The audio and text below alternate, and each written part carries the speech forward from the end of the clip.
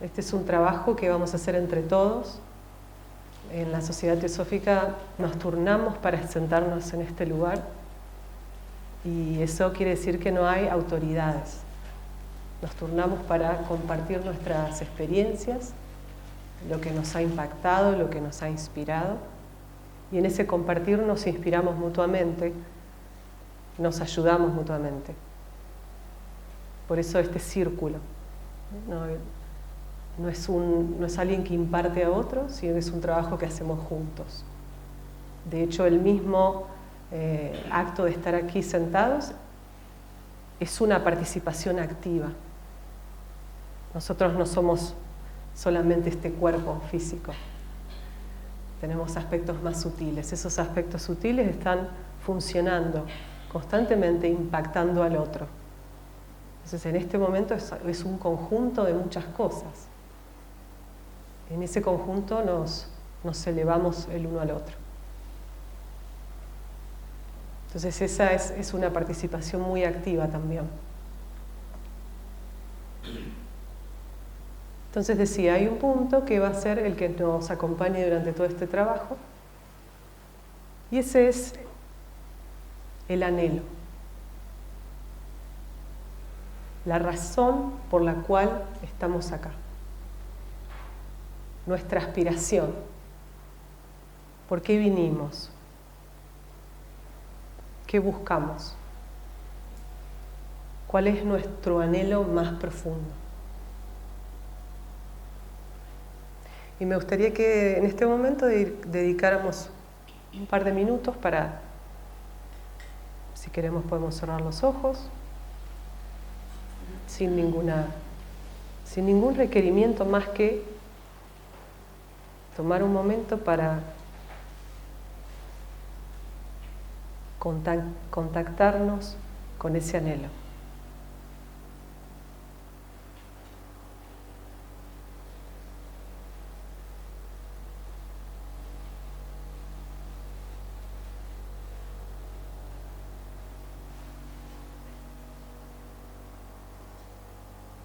Por debajo de todos los deseos más superficiales.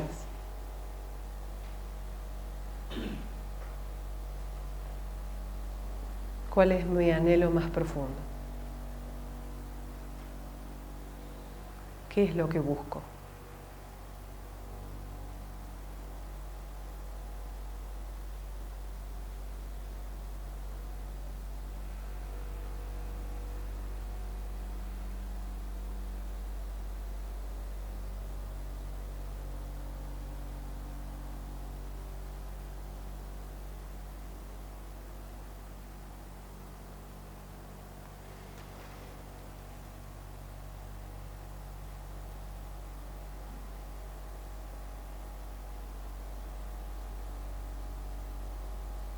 Bien, podemos abrir los ojos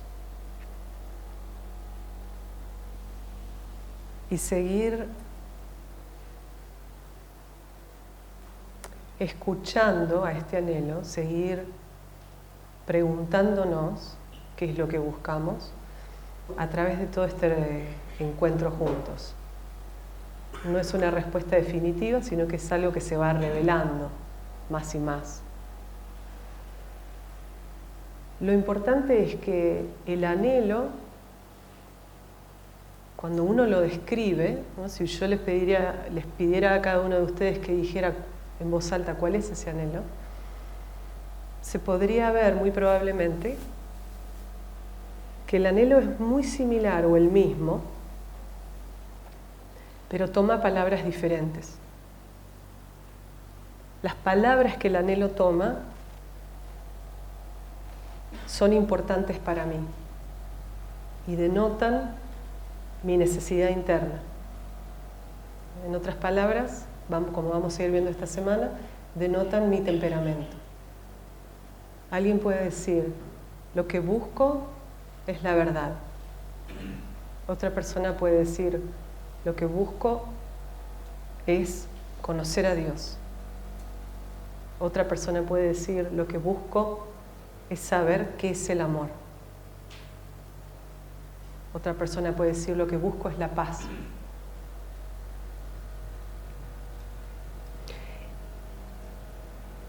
en cierta forma, en última instancia, ese anhelo es igual, solamente se define de formas distintas. Pero cómo se define para cada uno es una clave, una guía para saber cómo buscarlo. Esa forma me habla a mí, no le habla a otro, pero me habla a mí. Y esa es mi guía. Entonces, parte del trabajo que vamos a hacer juntos es descubrir ese anhelo, mirarlo más de cerca. Por lo general, estamos bastante atareados, apurados, haciendo muchas cosas en una cultura que ha exacerbado la comunicación. Tenemos los beneficios de eso y las desventajas de eso. Antes una carta tardaba 7, 10 días en llegar.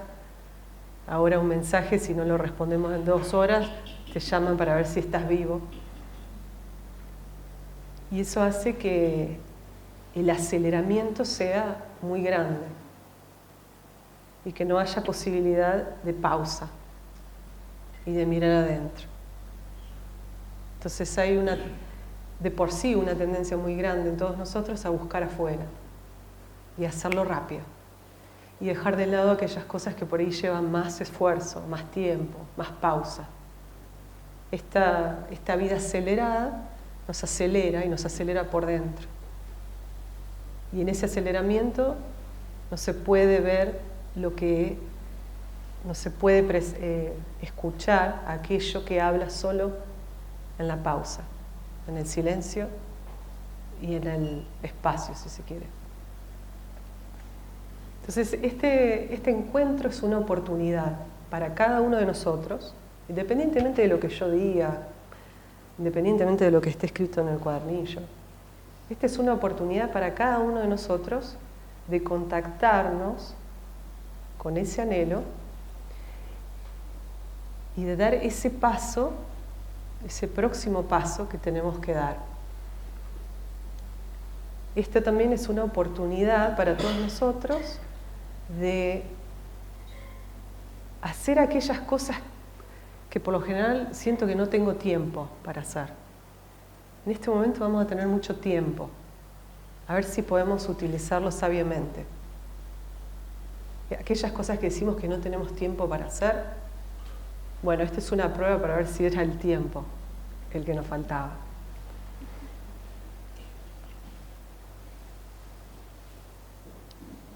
En cierta forma, el retiro es una circunstancia bastante especial, nos saca del contexto del que normalmente estamos. Y como decía Mahatma Gandhi, él decía, mi vida es mi mensaje.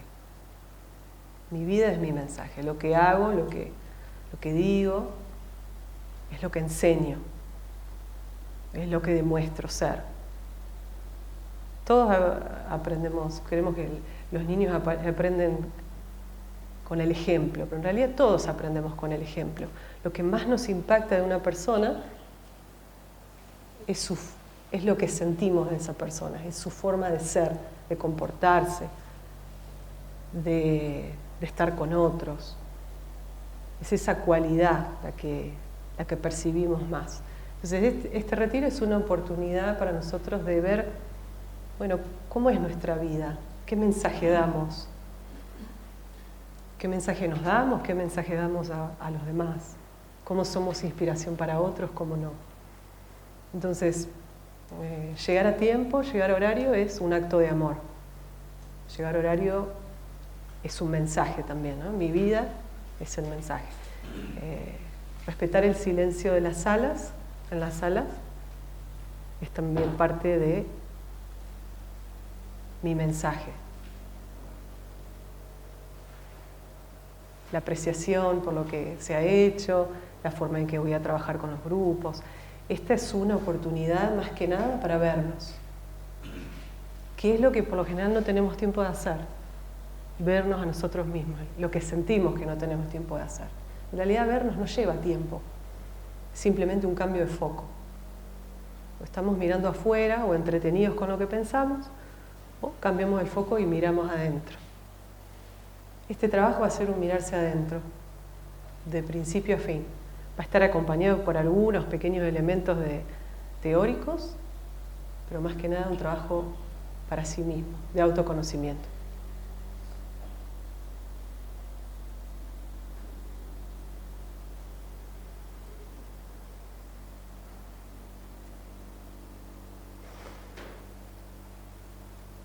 En cierta forma, nuestra acción no es solamente lo que se ve, ¿no? Porque por ahí no, definitivamente, nuestra acción no solamente es lo que se ve. La acción es el pensar, es el sentir y es el actuar. Y es lo que es pensamiento, es sentimiento, es palabra y es obra. Y en cada uno de esos niveles estamos actuando constantemente, consciente o inconscientemente, estamos permanentemente actuando. Eso conforma nuestro estado vibratorio general, total. O sea, tenemos un estado vibratorio a nivel mental, un estado vibratorio a nivel emocional, un estado vibratorio a nivel físico, y eso se manifiesta en palabra y en acción. Todo eso es acción. Todo eso está generando movimiento y está generando un efecto también. Y si se quiere, cada uno, si hubiera un aparatito electrónico, tecnológico, donde uno pudiera poner el dedo así y le diera el porcentaje, ¿no?, vibratorio de cada uno de esos cuerpos, sería una visión total de lo que somos en este momento. Entonces vamos a ir viendo que vamos impactando todos esos niveles constantemente.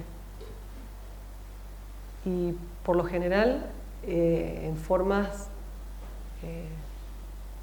en detrimento de nuestro propio progreso. Sin querer vamos construyendo hábitos y patrones que no ayudan, sino que empeoran la tarea.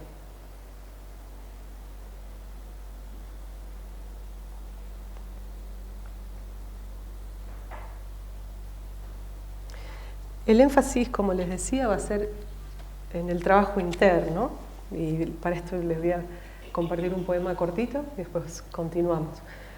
Este cuadernillo se les va a entregar a cada uno de ustedes y al final de esta primera parte, y después les comento un poquito de lo que vamos a hacer. Este poema de un poeta sufi, Bulleh Shah, habla de la importancia de la experiencia y que la experiencia es lo que realmente produce transformación. Dice: leyendo libro tras libro, te has convertido en un gran erudito, pero nunca aprendiste a leerte a ti mismo. Corres a toda prisa a los templos y mezquitas, pero nunca entras en tu propio corazón. Cada día luchas contra el mal, pero nunca luchas con tu propio ego. Persigues a los que están en el cielo, pero nunca buscas al que está sentado en tu corazón. Entonces es una invitación a, por un momento, por un tiempo, a buscar hacia adentro, a cesar la búsqueda hacia afuera y empezar la búsqueda hacia adentro, a balancear el saber con el ser. A veces estamos muy desarrollados en el saber y poco en el ser. No sé si hay casos de estar desarrollados en el ser más que en el saber, y probablemente sí. Es decir, viendo cómo el equilibrio entre buscar afuera, pero escuchar el adentro, y el buscar adentro, con intensidad. Todas las enseñanzas nos dicen lo mismo, las respuestas de lo que buscamos están adentro nuestro. Conócete a ti mismo y conocerás el universo. pero no sabemos cómo hacerlo. Es un poco confuso, difícil de describirlo, de diagramarlo, de saber cómo hacerlo. Entonces, este encuentro va a ser nuestra oportunidad individual, pero colectiva también, de definir ese trabajo para cada uno de nosotros.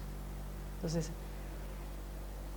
desde adentro voy a mirar, no es alguien que va a venir desde afuera y me va a decir, bueno, vos lo que tenés que hacer es esto, sino que desde adentro vamos a ir descubriendo cuál es mi temperamento, cuál creo que en este momento es mi temperamento. Por supuesto que todo eso va evolucionando, creciendo, ampliándose. ¿Cuáles son los aspectos de mi vida, de mi ser que quiero trabajar? ¿Cómo lo voy a hacer? ¿Cómo va a ser mi práctica de oración o de meditación o contemplativa respecto a eso y a ese temperamento? Y así sucesivamente. Entonces, la idea es volvernos a casa con un plan muy específico y definido por lo menos de cierta claridad en qué dirección queremos ir. Una oportunidad que nos damos a nosotros. Quisiera hacer hincapié en la experiencia. La experiencia es irreemplazable. Una persona que ha tocado el violín por 30 años sabe hasta cómo se siente el violín ese día cuando lo va a tocar. Reconoce la madera, el olor, las cuerdas, las dificultades que tiene para tocarlo, por qué tiene esas dificultades. 30 años tocando el violín todos los días, uno se vuelve uno con el violín. Si yo llego y digo, sí, yo leí un libro sobre cómo leer el violín.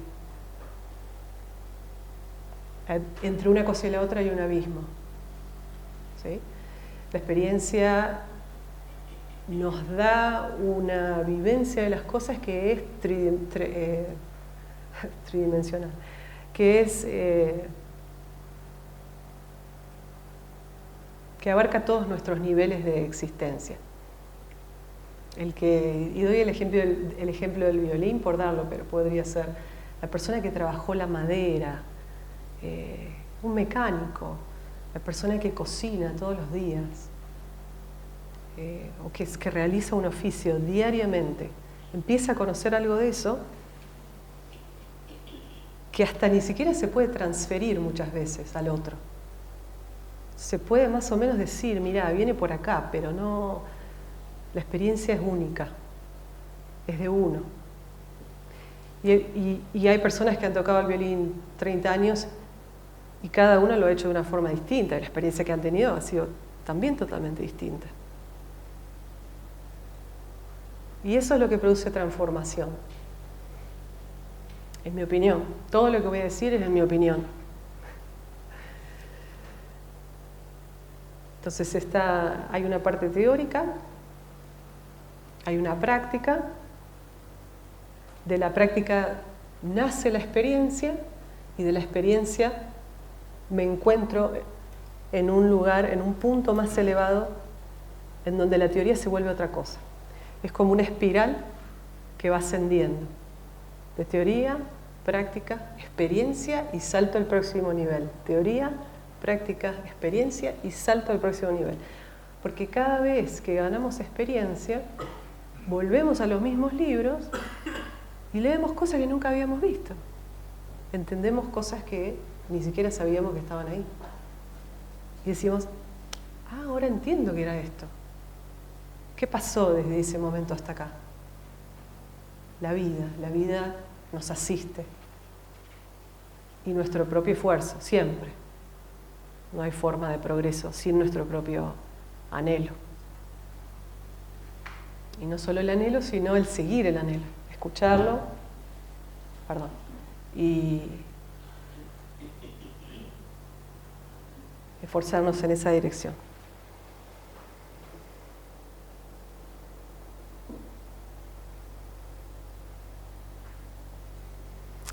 El retiro va a hacer énfasis en el silencio, que miremos todo lo que surge que no es silencio, para descubrir qué es el silencio.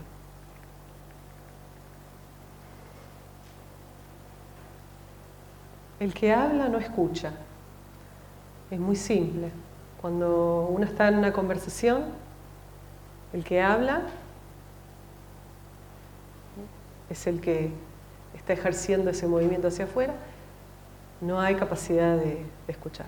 De la misma forma, un vaso lleno, un vaso que está lleno, no puede llenarse más. Tiene que haber un vacío, una apertura, un escuchar profundo que nos lleve a un silencio en donde después podamos percibir de otra forma. Vivimos en una cultura en la que creemos que la comunicación se ejerce solo a través de la palabra, pero uno está comunicando desde el momento que entró a un lugar, de la forma en que entró, de la forma en que se sentó, de la forma en que miró a los demás o contempló el hecho de dónde estaban, si alguien necesitaba una silla o no. Hay muchas formas de comunicarnos que no son a través de la palabra. De hecho, cuanto más hablamos, menos nos comunicamos.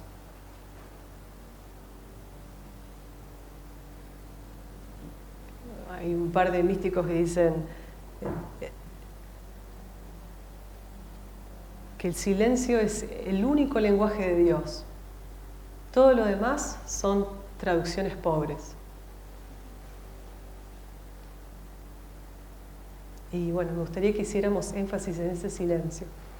Tenemos una media hora de silencio, de 20 a 20:30, que va a ser una oportunidad para ver algunas de las cositas que están en el cuadernillo, momentos de reflexión. Y a medida que van pasando los días, observar, por ejemplo, la necesidad de hablar por hablar o la necesidad de pensar solo por pensar y ver si de a poquito, a medida que vamos haciendo las prácticas que vamos a hacer por la mañana, podemos fortalecer nuestra percepción directa del momento presente. Y en ese fortalecer nuestra presencia en el momento presente, ver todo aquello que aparece en ese momento.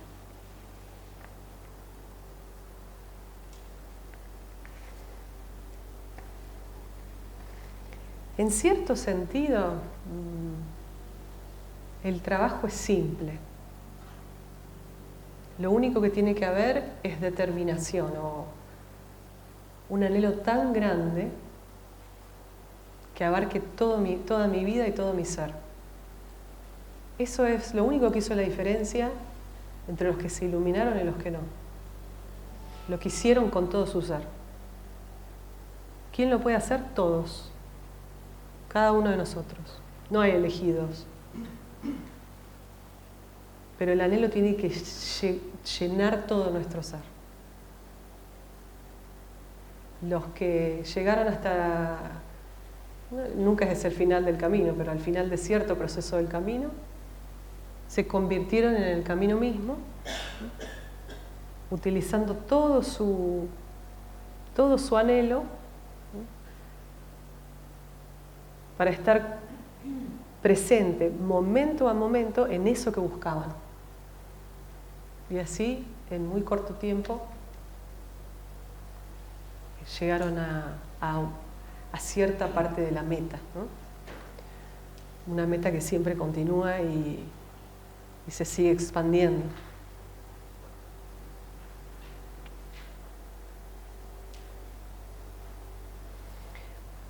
Cuando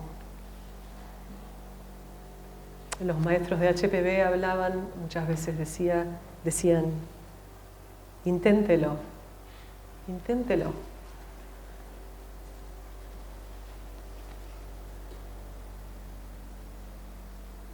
¿Cuánto lo estamos intentando?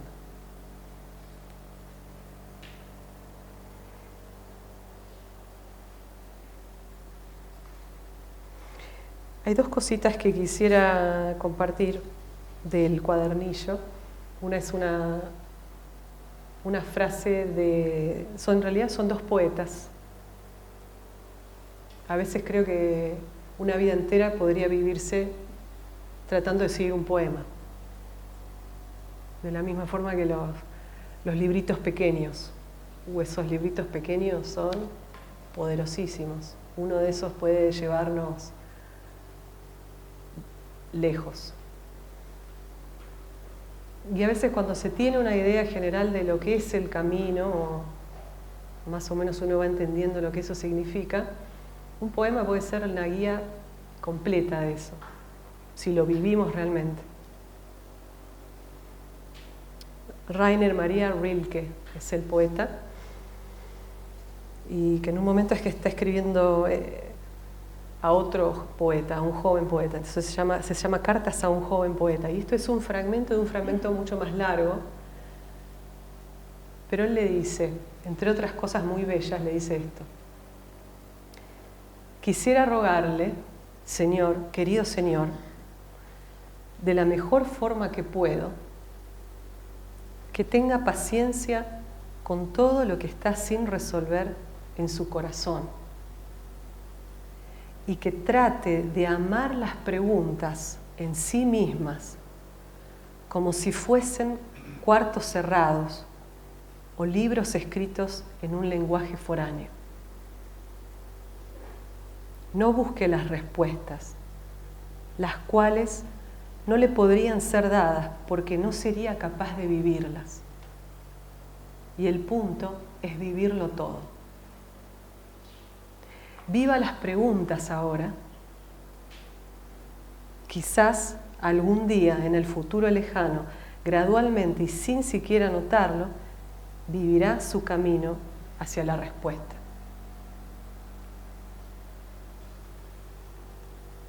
Este es un fragmento para leer varias veces. Pero nos dice que las preguntas son más importantes que las respuestas. Y vivir las preguntas nos lleva gradualmente a vivir las respuestas. Y que el punto es vivirlo todo. Que eso se convierta en parte de nuestro ser. No solo en nuestra parte del saber.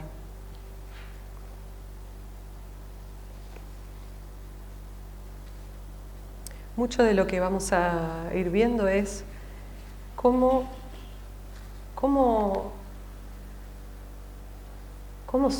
convertirnos en el camino mismo. Esa es la única forma, no hay camino. El camino somos nosotros, a medida que nos vamos desenvolviendo. Y en ese camino no puede haber interpretaciones ajenas. La única interpretación es la nuestra. Es importante que sintamos que este camino es mi hogar. No estoy en la casa de otro. Me siento profundamente en mi hogar, en mi elemento. Y desde ahí recorro el sendero.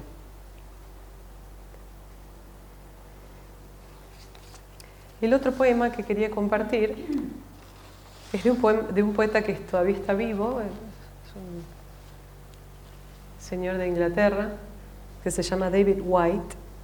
Escribe una poesía muy inspiradora.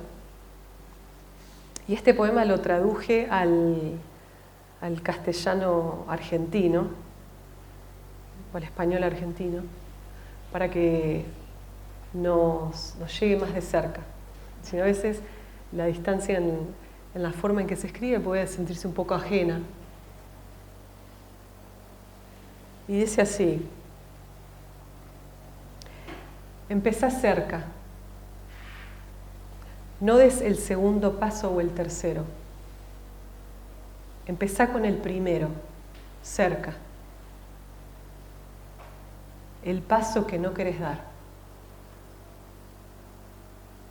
Empezá con el suelo conocido, el pálido suelo bajo tus pies, tu propia forma de empezar la conversación, tus propias preguntas. Abandoná las preguntas de otros. No dejes que asfixien lo simple. Para escuchar la voz de otros, seguí tu propia voz. Espera hasta que esa voz se vuelva un oído íntimamente privado, que realmente pueda escuchar a otro. Empezá ahora mismo, da un pequeño paso que puedas llamar propio. No sigas el heroísmo de otro. Sé humilde y enfócate. Empezá cerca. No confundas lo otro con lo tuyo. Empezá cerca, no des el segundo paso o el tercero. Empezá con el primero, cerca. El paso que no querés dar.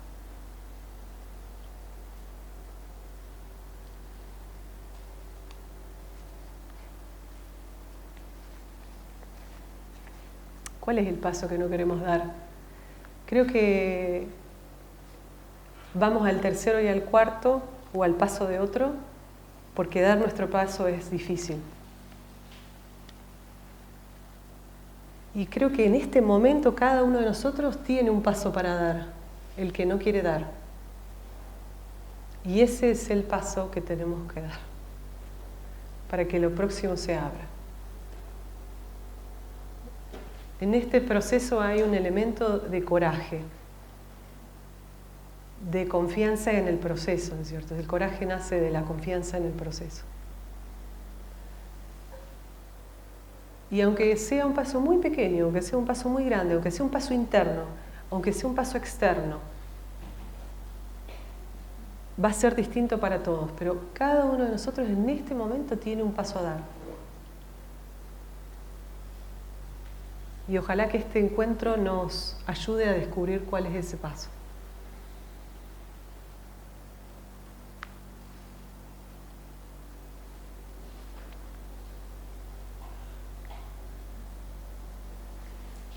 Lo que dice Rilke en el poema es que las preguntas son oro y muchas veces recibimos respuestas antes de tener preguntas.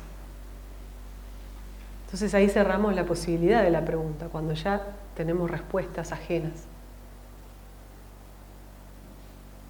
¿Cuál es la pregunta que tenemos?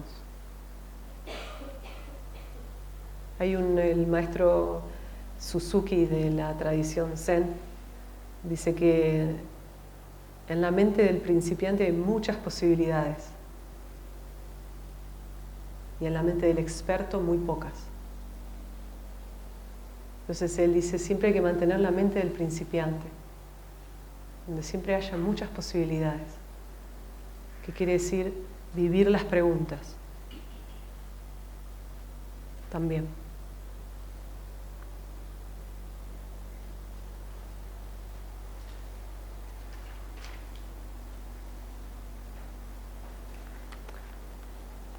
No tengo conciencia del tiempo, más o menos que... 18:47. Bien, gracias. Gracias, Señor.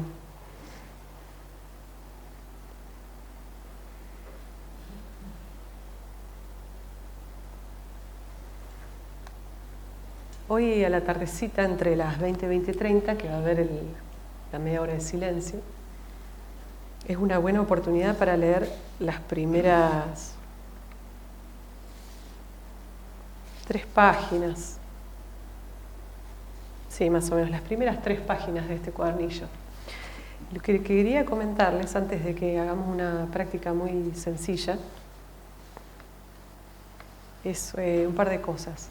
Cómo va a ser el trabajo de la mañana y de la tarde y parte de este trabajo que está en el cuadernillo. Al final del cuadernillo hay un diario espiritual.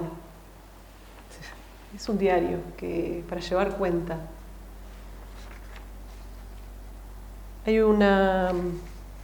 Está diseñado para un mes y entonces tiene los 31 días. Y de este lado tiene una posibilidad de observar algo que se va a observar en pensamiento, en palabra y en obra.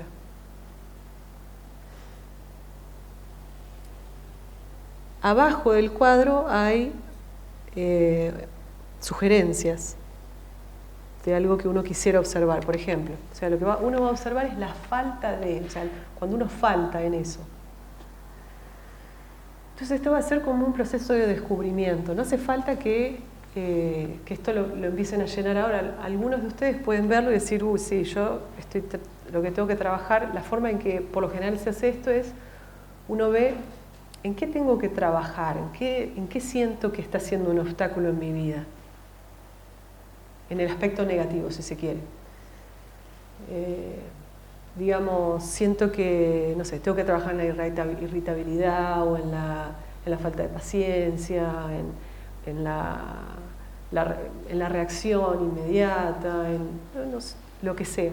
Entonces, tratar de ver cuál es la virtud opuesta de eso, es decir, qué virtud, entre comillas, puede ayudarme, ¿no? a cambiar ese patrón. Si soy muy negativa, trabajar en el contento, por ejemplo.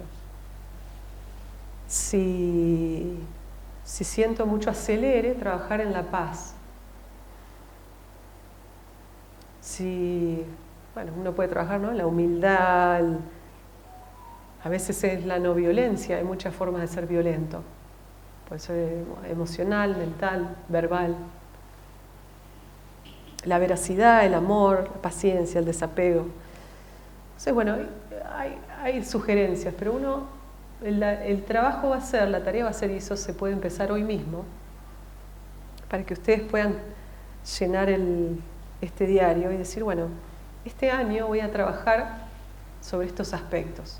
Voy a tratar de cultivar estas 3 virtudes, o 4. Y abajo de todo dice tiempo dedicado a la meditación, que eso, bueno, puede ser un tiempo dedicado al silencio, tiempo dedicado a la oración, tiempo dedicado a la meditación.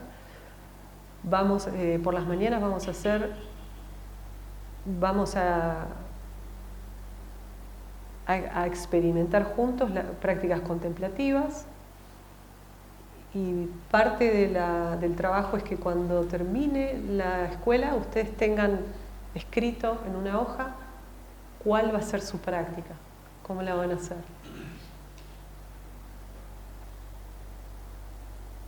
Y el diario es para marcar cada uno en pensamiento, palabra y obra cuando uno faltó cuando uno no fue una representación viva de esa virtud.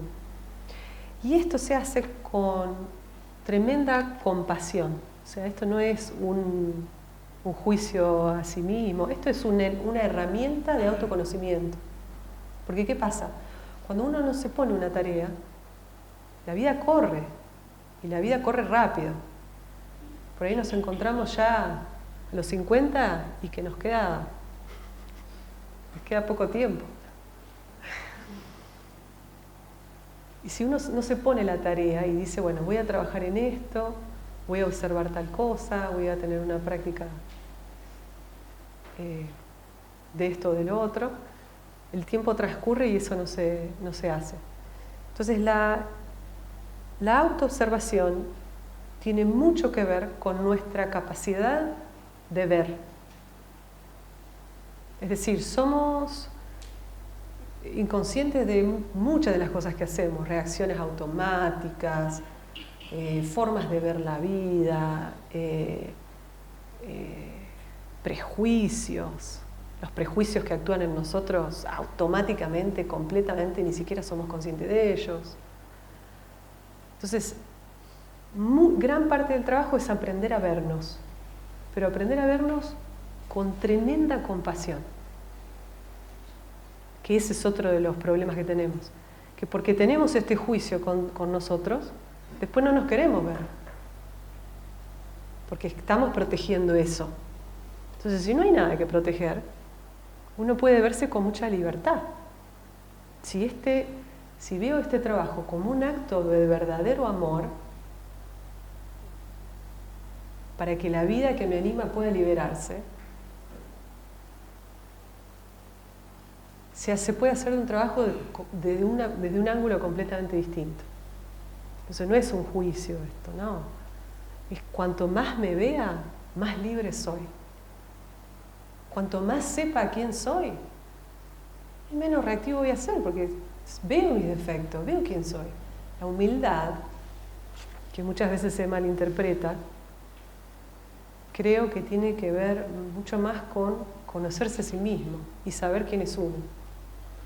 Entonces de ahí nace la humildad natural, porque sí, dígame todo lo que soy porque ya sé, porque lo veo, lo he visto. Y cuando uno no lo ve, lo rechaza.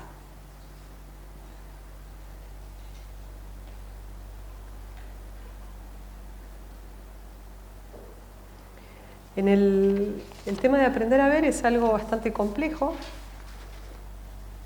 Y si cuando lean las frases seleccionadas del cuadernillo en página 3, hay un punto que se llama aprender a ver, y hay una serie de frases que si leemos con atención nos van a dar una idea más clara de cómo vernos. Entonces quizás como un juego, durante este retiro, uno puede jugar a verse en la interacción con los demás, que es sumamente importante. Sin interacción con los demás es muy difícil verse. Todos somos buenos cuando estamos solos. En la interacción nace la posibilidad perfecta para verse a sí mismo.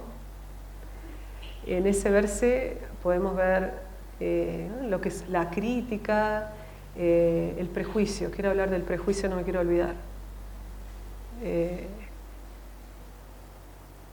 El comentario interno que tenemos hacia los demás, la crítica, ¿no? Cómo, vamos a ver mucho esta semana, cómo la forma en que medimos nuestra propia vida, dependiendo de nuestro temperamento, después medimos a todos los demás, como si los demás estuvieran transitando lo mismo que yo, entendieran el proceso que estoy pasando, y viceversa, ¿no? Como si yo pudiera entender el proceso por el que va a pasar otro.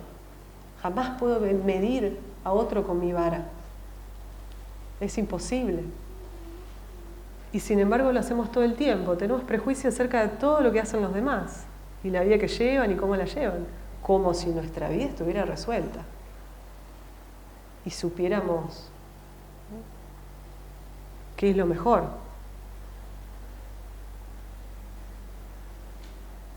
El prejuicio, así como, ¿no? El prejuicio después se convierte en lo que se llama estigma. Un estigma social nace de un prejuicio. ¿Sí?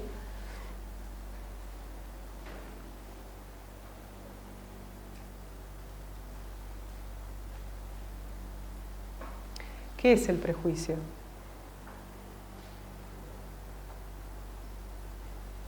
Cuando algo me hace sentir incómodo o que no es parte de mi mundo interno o externo, algo nuevo, o algo que en mi estructura no entra, hay un rechazo. Y el problema de ese rechazo es que inmediatamente pongo a esa persona o a ese acto o a ese autor o a ese lo que sea por debajo de mí. Ahí cerré una puerta enorme, porque está basado nada más y nada menos que en un prejuicio. A veces puede estar basado en experiencia, puede estar basado en discernimiento, puede estar basado en conocimiento. Pero el prejuicio se escabulle muy rápido y y sin que lo notemos.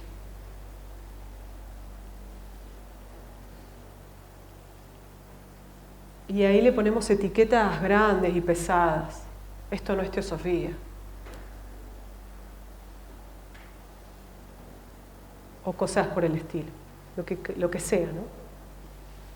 que es una forma de protegernos, de mantenernos.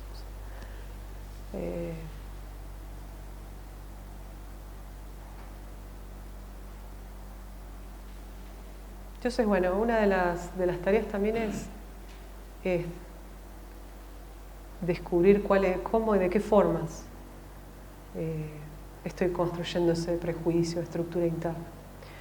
Y que las estructuras internas que son necesarias para avanzar en cierta dirección se mantengan lo suficientemente flexibles como para ser derrumbadas si fuera necesario, o a veces moldeadas de una forma distinta. Una estructura que es completamente cerrada y firme, no hay posibilidad de entrar en eso, ya está, se cerró la puerta. La estructura flexible, ¿cuál fue? Hay una pregunta que se hacen, que vi una vez, decía, ¿cuándo fue la última vez que cambiaste tu opinión acerca de algo?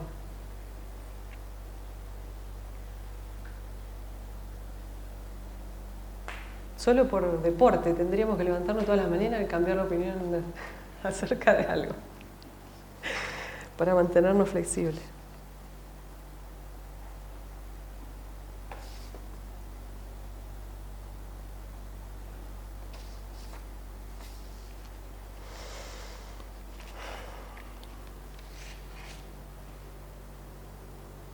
Bueno, antes de cerrar,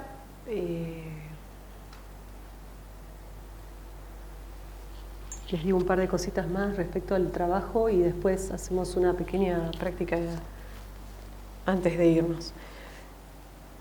El trabajo, agradezco muchísimo a los que aceptaron hacer un trabajo por la tarde,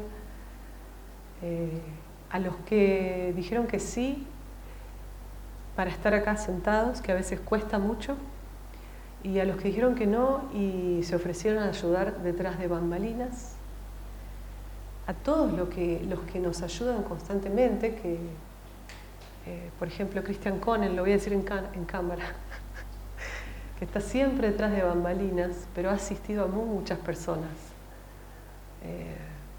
y siempre alentando. Bueno, así que gracias por los que van a hacer un trabajo por la tarde, por las mañanas. Vamos a ir abordando, si bien estamos abordando los 3 senderos, el Bhakti Yoga, el Jnana Yoga, el Karma Yoga, los senderos de la devoción, de la acción y del conocimiento. Por la mañana va a ser una revisión también conjunta del Raja Yoga, que a veces se lo ve como... Pueden ser 2 formas, el camino, el aspecto contemplativo, meditativo, que apoya a los otros senderos, o como el sendero que reúne a todos también. Pero eso es dependiendo de la visión que cada uno tenga. Realmente no sé qué lugar toma, ¿no? qué estructura tiene. Estas cuestiones son bastante complejas de saber realmente qué lugar ocupan.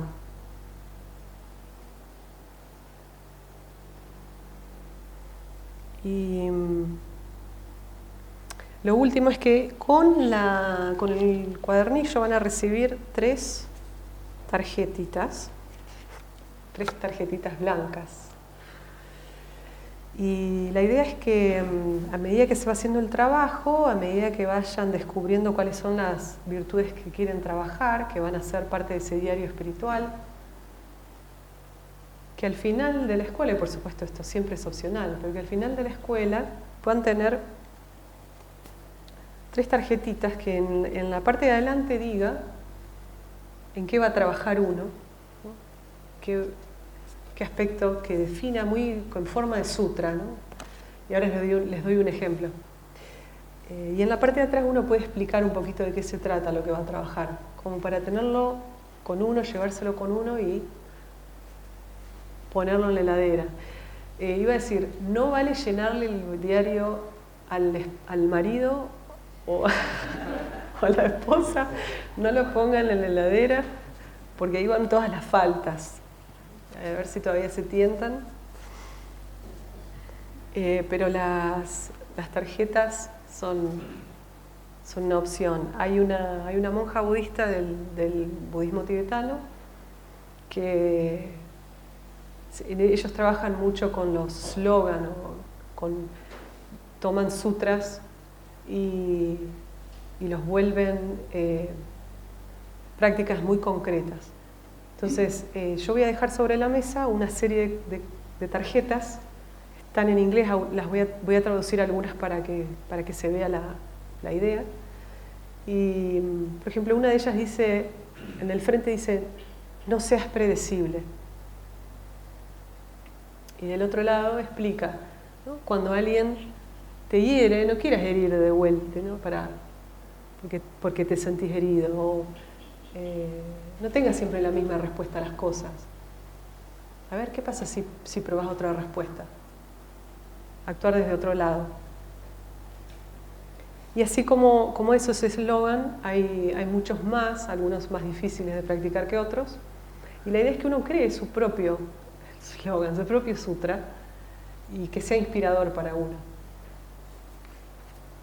Estaría bueno después compartir algunos de esos si se puede, si no, aunque sea anónimamente, a lo mejor veremos. Lo importante es que esto sirva para uno mismo. Bueno, y lo último, no sé si se sienten un poco cansados, ¿no? Bueno, vamos a hacer una práctica muy corta, muy corta, que se puede hacer en cualquier lado. Que de hecho puede ser algo que uno recuerde durante el día y lo haga mientras lava los platos, que uno recuerde cuando está esperando en algún lado. Esos momentos de espera pueden ser a veces los mejores momentos, porque en realidad nunca estamos esperando, que uno cree que está esperando, pero la espera es siempre un momento, es una oportunidad. En el lenguaje persa, y algunos de ustedes me escucharon decir esto antes, en el lenguaje persa, la palabra dam significa inhalar. Y la palabra vos dam significa inhalar de nuevo. Y la palabra dam, inhalar, se usa para la inhalación. Y la palabra vos dam, inhalar de nuevo, se usa para la exhalación. O sea, en persa, inhalar se dice dam y exhalar se dice vos dam. La explicación que dan algunos acerca de esto es que nuestra relación y vínculo con la divinidad es tan íntima y cercana que cuando inhalamos la divinidad. Y cuando exhalamos, la divinidad nos inhala. Esta es una imagen que uno puede mantener, si le sirve, como un vínculo muy íntimo con lo divino, con nuestro verdadero ser, en la forma en que cada uno lo conciba. Esto es algo también que vamos a trabajar durante esta semana. El concepto de Dios debe ser nuestro hogar. El concepto de Dios no puede ser dado a nosotros por otro. Cómo cada uno define la divinidad es lo que lo va a impulsar hacia adelante. Ese es el punto más íntimo de nuestro desarrollo interno. Nadie desde afuera puede venir a decirme quién es Dios para mí. Ese ideal, ese concepto, puede que vaya cambiando con el tiempo, puede que abra perspectivas distintas mientras observo que, ¿no? Mientras leo o aprendo que Dios puede ser muchas cosas más de lo que creo que es. Pero esto lo vamos a ir viendo en detalle. Pero la idea de esta práctica, que está muy enraizada en todas las tradiciones realmente, es el recuerdo constante de que lo divino nos interpenetra, nos sostiene y somos eso mismo. Y es simplemente una imagen bella de ser sostenidos siempre, y que uno lo puede hacer con la inhalación y la exhalación. Algo que está siempre cerca nuestro, que lo llevamos con nosotros. Entonces, bueno, por un simple momento de estar presentes realmente, de estar acá. Santa Teresa de Ávila decía, hay muchas formas de estar acá. Uno puede estar acá y no estar acá. Entonces esta práctica nos invita a volver acá y a recordar algo muy importante.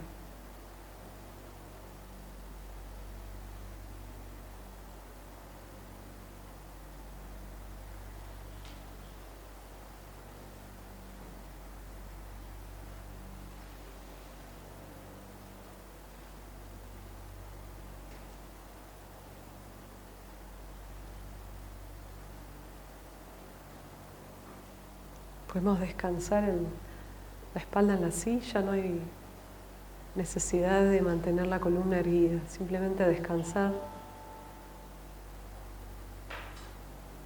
Y descansar de uno mismo.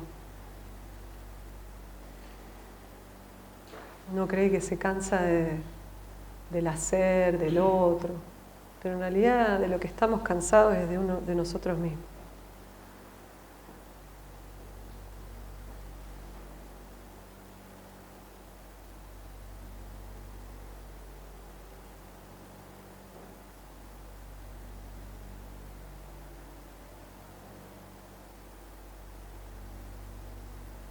Y volviendo a este momento,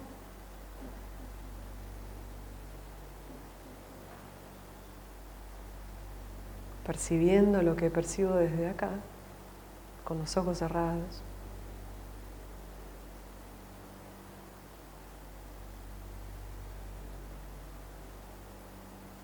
Dejando que el cuerpo se relaje.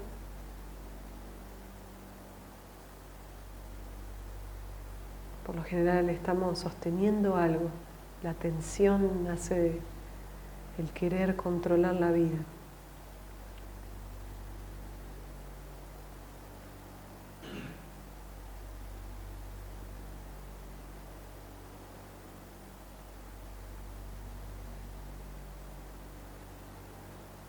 Pero sabiendo que no hay nada que controlar.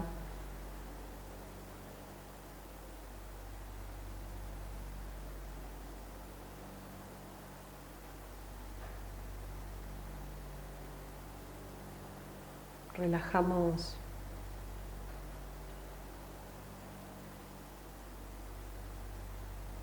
los músculos, la piel, el entrecejo.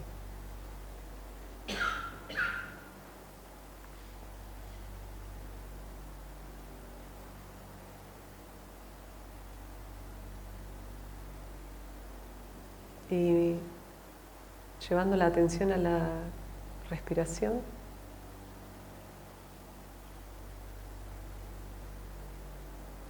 Cuando inhalamos, percibimos inhalar a la divinidad. Cuando exhalamos,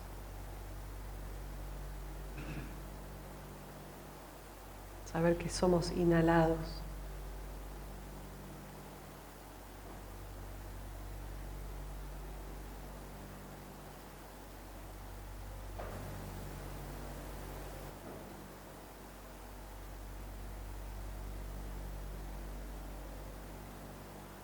Descansar en la respiración. Lentamente vamos tomando conciencia de la planta de los pies.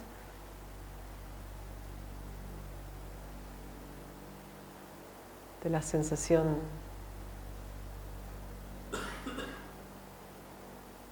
corporal.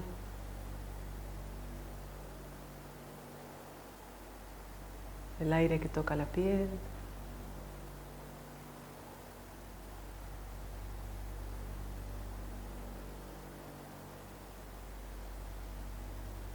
Y despacito vamos abriendo los ojos.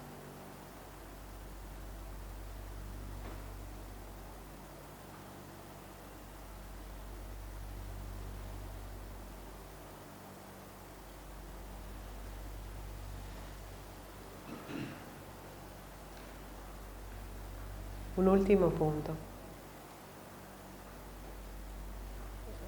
sumamente importante, crucial.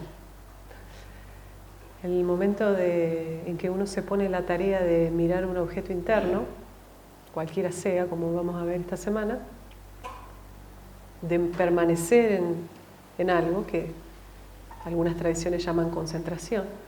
El momento en que uno elige posarse, descansar o prestar atención a algo, van a surgir elementos que nos quieren sacar de ahí. Observar cuáles son esos elementos es muy importante. Nos va a dar una idea de hacia dónde dirigir nuestro autoconocimiento. Lo que nos saca de centro, por lo general es similar, quizás cambie por ciclos, pero por lo general tiene relación. Entonces, en todas las prácticas que vamos a hacer, por un momento observar qué pensamientos aparecieron, van a ser una guía para vernos, para conocernos mejor. Porque en la meditación no solamente aspiramos a algo, la meditación nos muestra quiénes no somos, nos muestra el obstáculo, tanto como nos muestra la aspiración. Entonces, solamente notarlo, no es que vamos a quedarnos en eso, lo vamos a notar y los vamos a soltar. Pero al notarlos vamos a empezar a ver un patrón.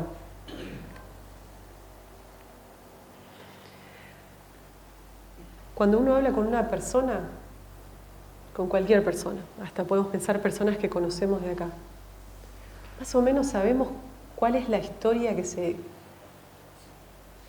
dicen a sí mismos. O sea, ¿en qué historia viven? Yo vivo en mi propia historia. Una historia que es creada por mí misma. Las experiencias que vivo las puede vivir otra persona también, pero crearse una historia interna que es completamente diferente a la mía. Cuando uno habla con una persona, más o menos sabe por dónde está la historia de esa persona. Y es siempre la misma historia. Vamos más o menos rondeando a lo mismo. Y todos hacemos lo mismo. Entonces un poco es descubrir cuál es nuestra historia. ¿Qué es lo que nos decimos a nosotros mismos? ¿Qué es lo que nos decimos que es la vida? ¿Qué es el camino? ¿De qué forma estoy experimentando mi vida? Hay personas que tienen dificultades enormes externas, sin embargo viven con un estado de contento. Mi vida puede ser externamente muy fácil y yo vivir con un estado interno de descontento constante. Entonces, las prácticas no solo son una invitación condensada,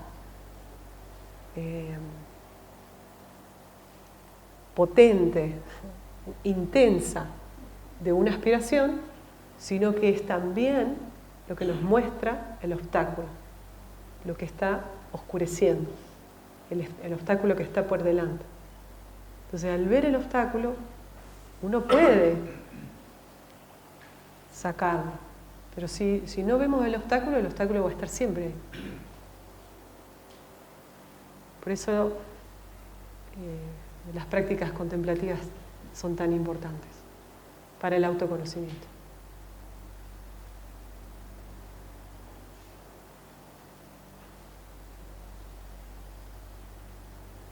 Bueno, esto es todo lo que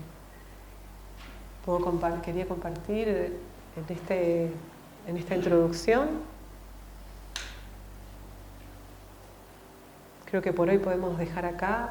Sí. Y